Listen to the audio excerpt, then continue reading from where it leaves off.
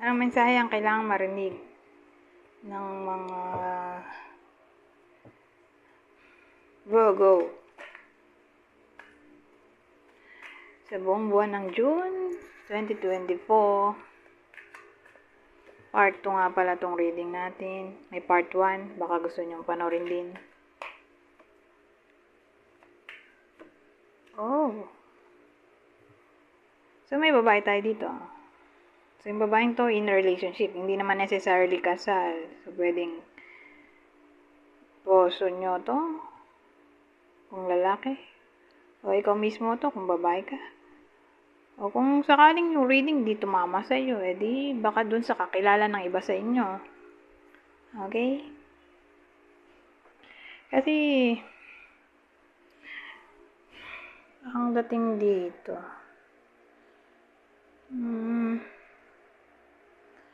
buo na yung decision ng babae. Ayaw niya na dun sa puso niya. Siguro kasi masyadong aggressive o parang walang direction sa buhay. O sabihin natin prone sa cheating o masyadong dishonest. So, ganun ang dating. Para bang magka-come up na siya sa conclusion kung anong gusto niyang gawin. O kung anong dapat niyang gawin. Kung iiwan na ba o hindi. Pero more like, iiwan niya to. Lalo na kung nangyayari na. Yung ganitong sitwasyon. Ngayon, sino yung possible posod ng iba sa inyo? O ito, siguro yung kakilala nyo kung di man nag-resonate.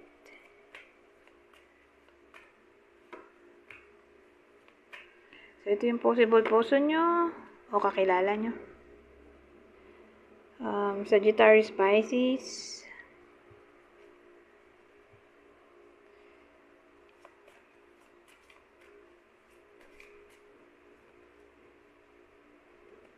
So, may Jack of Spades. Oh. Jack of Spades. Spades ulit. Ten of Spades. Kaya na malabo. Ayan. Palinawin natin. Nangyari.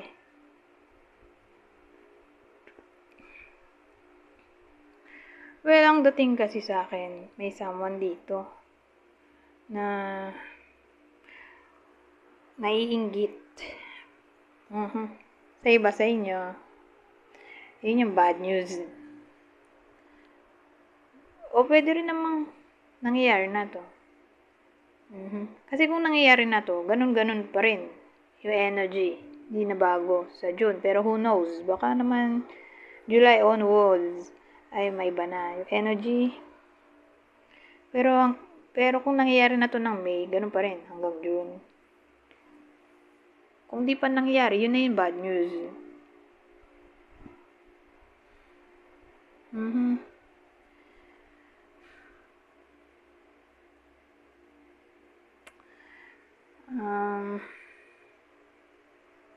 Ibayin natin. Bakit yung lumabas na combination eh.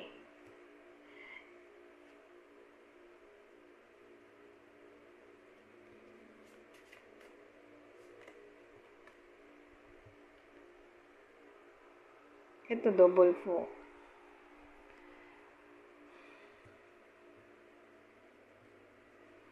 Four of diamonds at four of spades. Kaya may spades na naman.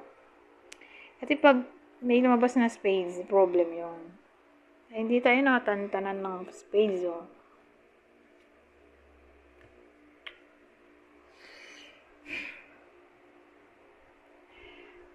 So, ang dating kasi sa akin, sabihin natin, may balak. Yung iba sa inyo na mag-travel, o plano na magkaroon ng gathering, meeting, anything na may kinalaman sa traveling, whether kayo yung mag-travel o yung ibang tao mag-travel papunta sa inyo. More like makakancel yon. Ang reason ay dahil magkakasakit siguro. O hindi tutuparin yung plano.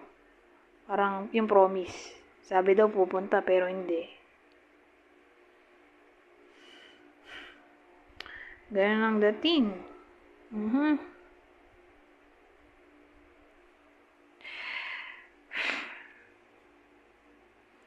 Ngayon,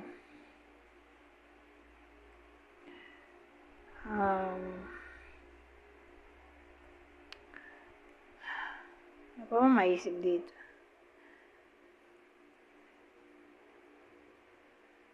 Love problem siguro. Ay posible.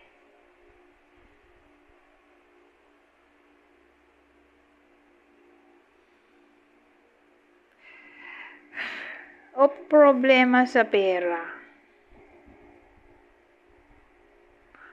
Tingin ko problem sa pera. Diamonds kasi. Tapos spade. So pera, problem. O diba? Diamond.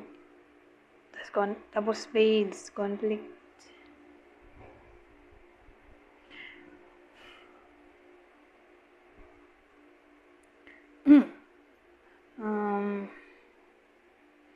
So sabihin natin pwede rin itong may kinalaman sa inheritance. Dun yung conflict, problem, worry sa inheritance. O sabihin natin may in-expect na pera. Yung iba sa inyo darating. Mukhang hindi darating yon. Sabihin natin nag-apply ng pension, loan, either canceled o postponed ang kalabasan. Hindi makukuha. Ganun ang dating.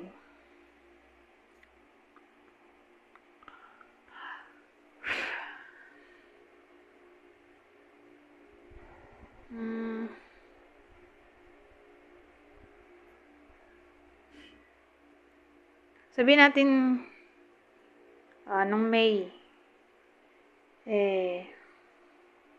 mababa yung sales o yung naging income. More like ganun pa rin pagdating ng June. Walang pagbabago. Pero again, June lang naman to. Hindi naman to prueba. June lang.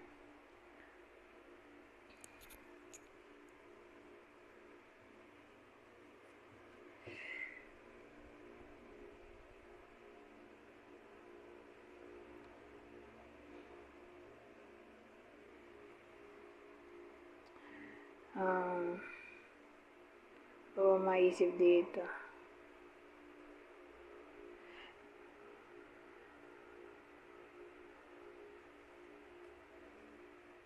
Kasi may jealousy tayo. So, inisip ko pwede ring relationship to. Yun yung conflict dito.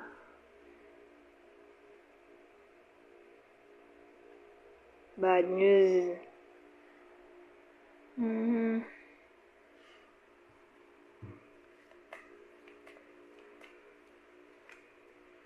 So, ito. Oracle deck. Pampagood vibes. Flower power. Spend time with flowers and flower essences to increase your personal healing power. So, sa madaling salita, sinasabi dito na kung ma-depress man yung iba sa inyo, magkaroon ng anxiety o mental problem in general, makakatulong na ilapit ang sarili sa bulaklak o umamoy ng bulaklak o tumingin sa bulaklak o mag-drawing ng bulaklak o ano pa ba pwede, humawak ng bulaklak o pumunta sa lugar ng mga bulaklak, diba? Sa garden o lumapit sa nature siguro, sa forest, nature, para maibsan ang mga daladalang agam-agam sa buhay. Para siyang magbe-bring ng healing para sa iba sa inyo. Kaya nga healing power. Healing power. Flower of power.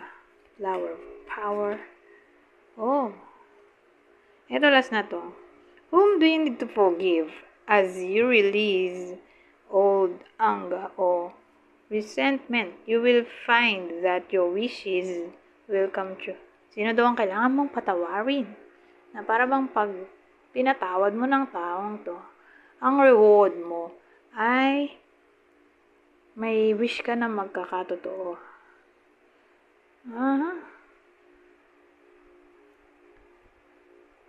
So, isipin nyo, sino ang kailangan nyong patawarin para magkatotoo ang wish ng iba sa inyo.